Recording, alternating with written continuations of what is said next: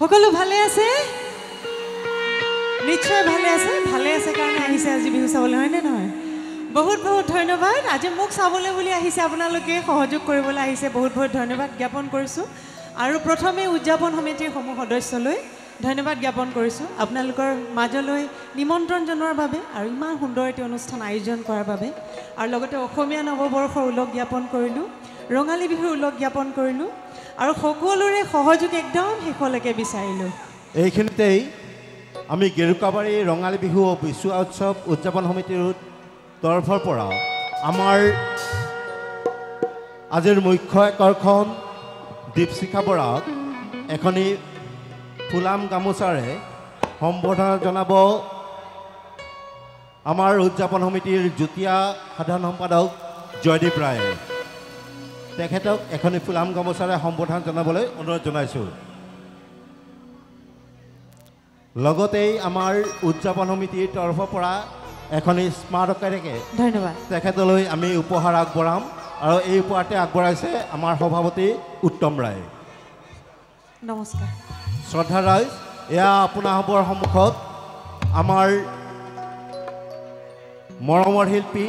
দীপশিখা বৰা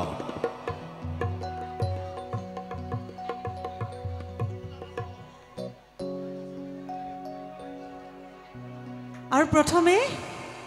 বয়োজ্যেষ্ঠসকলৰ সেৱা লৈ আপোনালোকৰ সকলোৰে আশীষ শিৰত লৈ আজি অনুষ্ঠান মুকলি কৰিবলৈ লৈছোঁ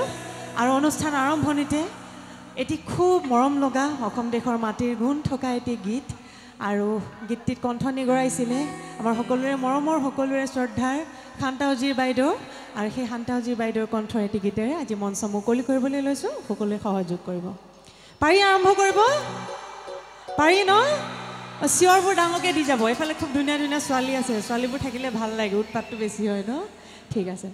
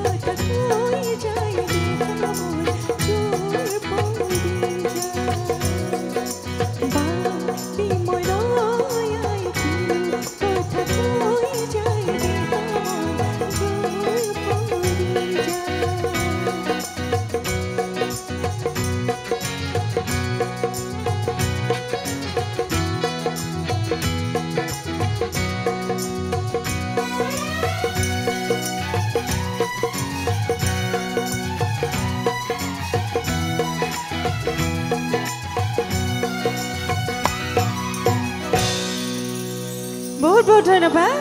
হাত চাপৰটো লাগিব সকলোৰে পৰা